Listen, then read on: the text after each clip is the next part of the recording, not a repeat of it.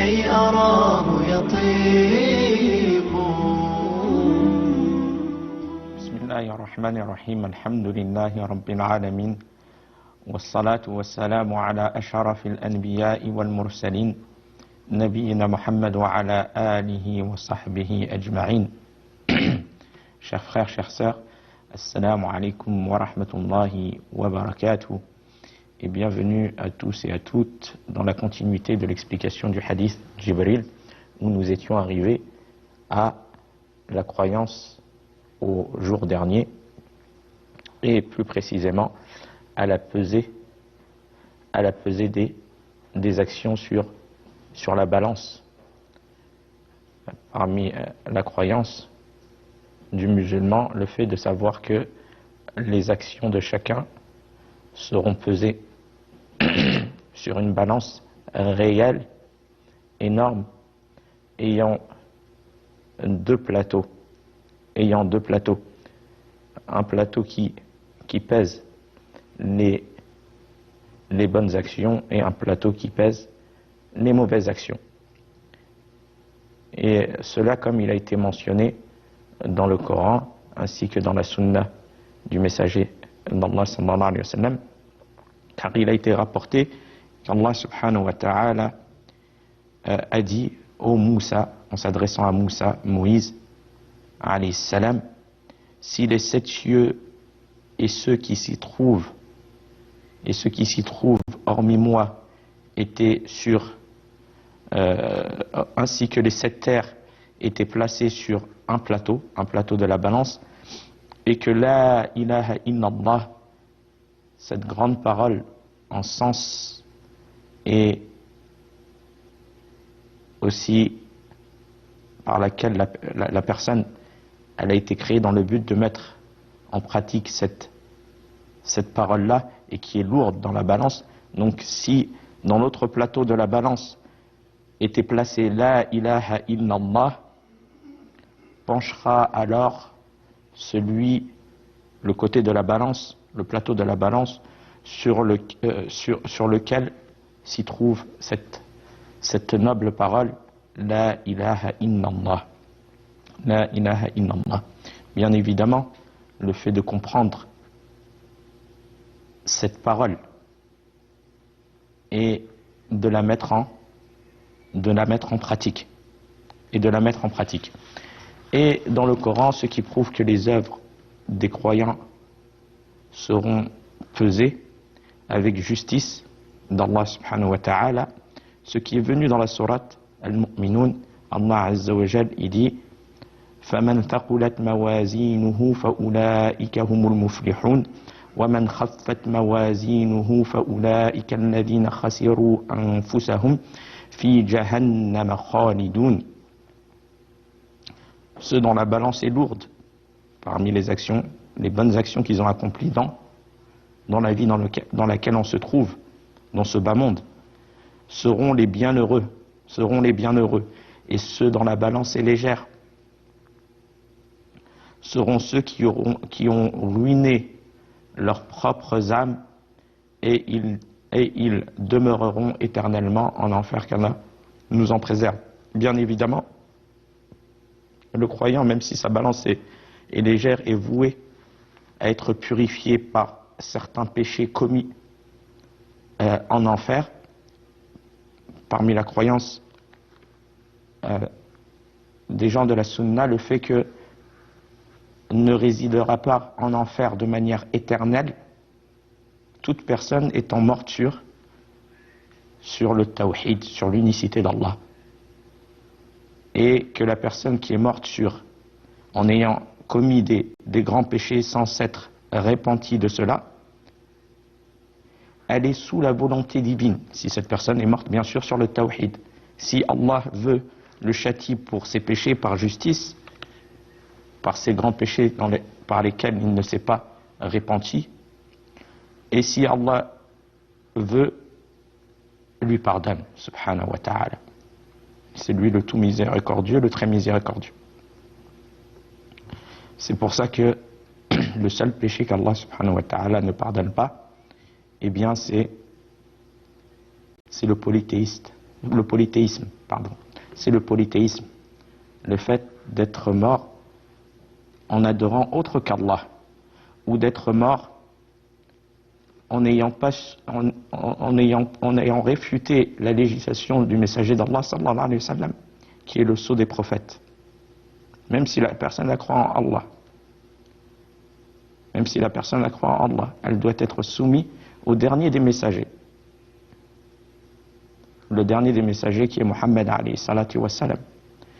Donc, si la personne a réfuté le message de Muhammad sallallahu alayhi wa sallam et n'y a pas cru et n'a pas voulu s'y soumettre, cette personne-là aussi fait partie des gens destinés à l'enfer éternellement, qu'Allah nous en préserve, tout comme ceux qui sont morts sur le polythéisme, en ayant associé à Allah dans son adoration, en ayant accompli du polythéisme majeur.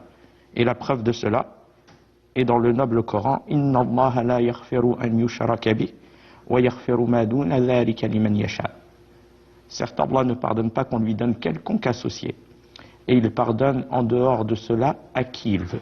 Donc là, en dehors de cela, la personne reste sous la volonté divine,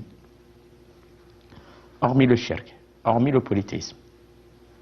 À part si la personne se repentit de ce polythéisme, de son acte, avant de mourir. Mais la personne qui meurt sur cela sans se repentir de cela, c'est le seul péché, comme le verset que nous avons cité le prouve, c'est le seul péché qu'Allah ne pardonne pas.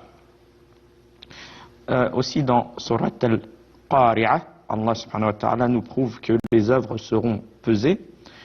Allah dit: فَأَمَّا مَنْ ثَقُلَتْ مَوَازِينُهُ فَهُوَ فِي عِيشَةٍ رَاضِيَةٍ وَأَمَّا مَنْ خَفَّتْ مَوَازِينُهُ فَأُمُّهُ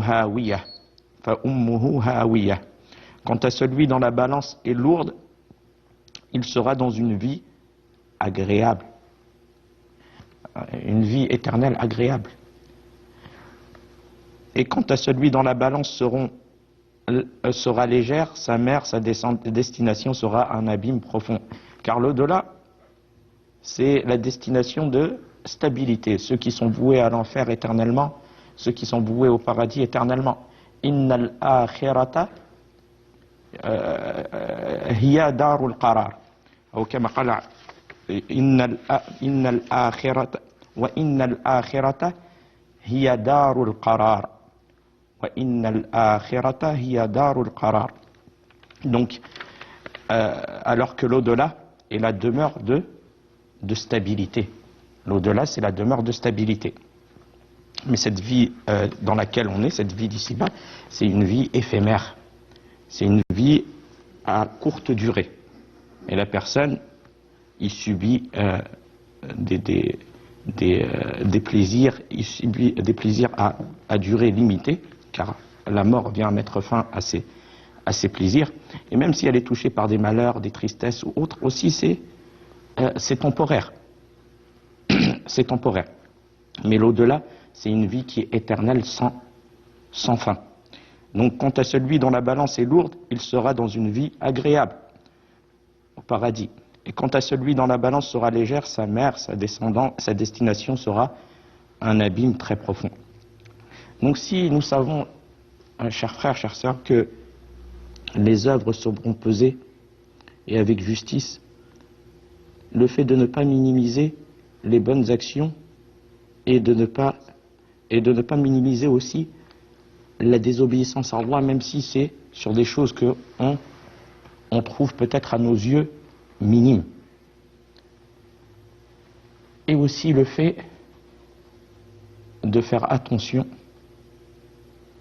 de ne pas se vanter de ses actions et de faire attention à commettre de l'injustice ou du tort ou de la nuisance aux créatures d'Allah subhanahu wa ta'ala. Car la personne sera jugée par cela. Et il y a des actions que la personne minimise ou des nuisances que la personne minimise, mais qui sont grandes auprès d'Allah subhanahu wa ta'ala et qui méritent, où la personne mérite par cela le châtiment.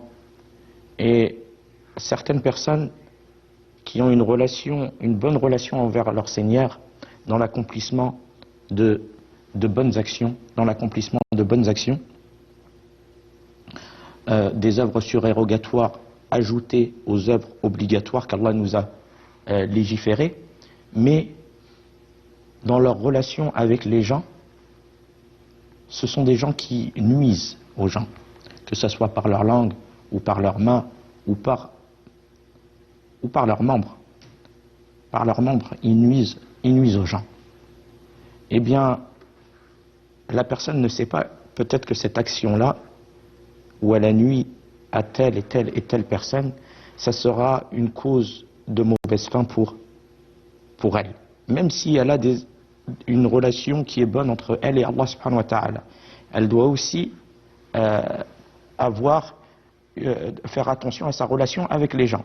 Et la preuve de cela, qala rajulun ya Rasulullah, dans un hadith, il y a un homme qui a demandé au prophète sallallahu alayhi wa sallam, qui a dit au prophète sallallahu alayhi wa sallam, qala rajulun ya Rasulullah, inna fulana yudhkaru min kathrati salatiha wa sadaqatiha wa siyamiha غير أنها تؤذي جيرانها بلسانها قال هي في النار قال يا رسول الله فإن فلان يذكر من قلة صيامها وصدقاتها وصلاتها وإنها تتصدق بالأثوار من الأقط ولا تؤذي جيرانها بلسانها قال هي في الجنة. Regardez ce hadith et méditez sur ce hadith qui a été rapporté par Abu Huraira, qu'Allah l'agrée, un homme a dit: ô messager d'Allah, certes une telle est mentionnée pour ses nombreuses prières. Ils ont annoncé l'adoration qu'elle avait au prophète sallallahu alayhi wa sallam. Certes une telle est mentionnée pour ses nombreuses prières, ses nombreuses aumônes et le fait qu'elle gêne beaucoup, sauf qu'elle cause du tort à ses voisins par sa langue. Le prophète sallallahu alayhi wa sallam, qu'est-ce qu'il lui a dit? Qu'est-ce qu'il a dit? Il a dit, elle est dans le feu, elle est en enfer, qu'Allah nous en préserve. Elle préservait les obligations qu'Allah subhanahu wa ta'ala lui a légiférées. Et au-dessus de cela, elle avait des actes surérogatoires, comme prière, aumône et autres. Mais elle nuisait par sa langue à ses voisins. Et combien de personnes nuisent par la langue et des fois même par les membres. Donc, regardez, sa relation entre elle et Allah subhanahu wa ta'ala, de nombreuses prières, de nombreuses aumônes, de nombreuses adorations, mais avec les gens, elle nuit les gens avec sa langue.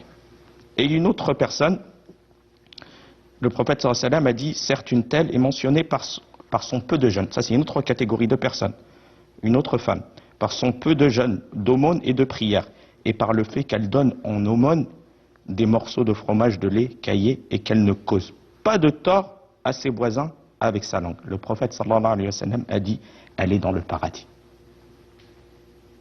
Malgré qu'elle n'avait pas beaucoup d'œuvres surérogatoires, ajoutées à ses œuvres obligatoires, légiférées, comme prière, aumône et autres. Mais elle ne causait pas de tort à ses voisins avec sa langue. Donc le fait de faire attention au mal causé aux gens, que ce soit par la langue, que ce soit par les mains, que ce soit dans les transactions, que ce soit tout acte par lequel la personne elle nuit à autrui. Car cela est cause de châtiment, comme il est venu dans ce noble hadith. Et aussi, comme nous l'avons cité dans plusieurs de nos cours, le prophète alayhi salatu wa salam a dit: Atadrouna mal muflis, savez-vous qui est le ruiné? Inna al muflisa min ummati man ya'ti yawm al qiyamah bi salatin wa siyamin wa zakatin wa ya'ti wa qad shatama hadha wa qadhafa hadha wa akala mala hadha wa safaka dama hadha wa daraba hadha fayu'ta hadha min hasanatihi wa hadha min hasanatihi fa in faniyat hasanatuhu qabla an yuqda ma alayhi ukhidha min khatayahum faturihat alayhi thumma turiha fi an-nar. Le messager d'Allah sallallahu alayhi wa sallam a demandé à ses compagnons: savez-vous qui est le ruiné? Ils répondirent: le ruiné pour nous, c'est celui qui n'a ni argent, ni bien. Il dit alors, le ruiné de ma communauté, c'est qui? C'est celui qui, au jour de la résurrection, viendra avec des prières, des jeûnes et des aumônes légales, mais aura insulté un tel, calomnié un tel, fait couler le sang d'un tel et frappé un tel. On donnera alors ses bonnes actions, il va distribuer ses bonnes actions le jour de la résurrection par équité. Le talion sera fait équitablement. On donnera alors ses bonnes actions à celui-ci et celui-là. Et si ces bonnes actions elles sont finies, elles ont été épuisées, avant que l'on ait réglé ses comptes, on prendra alors une partie de ses péchés à la personne à laquelle il a offensé et on l'en chargera. Ensuite, il sera jeté en enfer, car le dédommagement sera fait ce jour-là. Donc à nous de faire attention entre notre relation entre nous et Allah subhanahu wa ta'ala, et aussi notre relation entre nous et les gens. Et le fait de faire attention que les bonnes actions accomplies par le croyant ne disparaissent pas ou ne soient pas mangées par les péchés commis et le mal et l'injustice commise et l'injustice commise aux gens et la nuisance commise aux gens, comme cela a été cité dans la sunna du messager d'Allah sallallahu alayhi wa sallam. Donc nous croyons à la balance et que les œuvres seront pesées, comme Allah subhanahu wa ta'ala dit wal waznu yawma idhin al haqq faman thaqulat mawazinuhu fa ulaika humul muflihun wa man khaffat mawazinuhu fa ulaika alladhina khasiru anfusahum bima kanu bi ayatina yadhlimun. Et la pesée ce jour-là sera équitable. Donc celui dont les bonnes actions pèseront lourd, voilà ceux qui réussiront. Et quant à celui dont les bonnes actions pèseront léger, voilà ceux qui auront causé la perte de leur âme parce qu'ils étaient injustes envers nos enseignements. Donc le fait de croire à cette réelle balance et que les actions de chacun sera pesées, et le fait d'accomplir pendant que la personne est vivante l'accomplissement des actions qui lui rapprochent d'Allah et de ne minimiser aucune action. Allah y dit فَأَمَّا مَنْ ثَقُلَتْ مَوَازِينُهُ فَهُوَ فِي عِيشَةٍ رَاضِيَةٍ وَأَمَّا مَنْ خَفَّتْ مَوَازِينُهُ فَأُمُّهُ هَاوِيَةٌ. Quant à celui dont la balance est lourde, il sera dans une vie agréable au paradis. Et quant à celui dont la balance sera légère, sa mère, sa destination sera un abîme très profond. Car il n'y a pas d'autre destination que deux destinations, le paradis et l'enfer. Et la personne, elle a ses œuvres. Yani, la personne sera jugée équitablement, avec justice. Allah jugera chacun avec justice, selon ce qu'il a accompli dans ce bas monde. Donc le fait de faire attention, de ne pas minimiser les mauvaises actions, car c'est une balance, elles seront pesées, et de ne pas minimiser ne serait-ce qu'une bonne action, car les bonnes actions seront pesées. Et bi'idhnillahi ta'ala, dans le prochain cours, on continuera sur la remise des registres des livres à chacun, et chacun sera le propre comptable de ce qu'il a œuvré dans ce bas monde. Chaque chose sera écrite. Tu seras ton propre comptable de ce que tu œuvrais dans ce bas monde, qu'Allah nous facilite ce grand jour et nous facilite les œuvres du bonheur éternel, du paradis éternel. Wa fil khitam, hadha wallahu a'lam wa sallallahu ala nabiyyina Muhammad wassalamu alaykum wa rahmatullahi wa barakatuh. رب العالمين تطيب أسعد قلوبا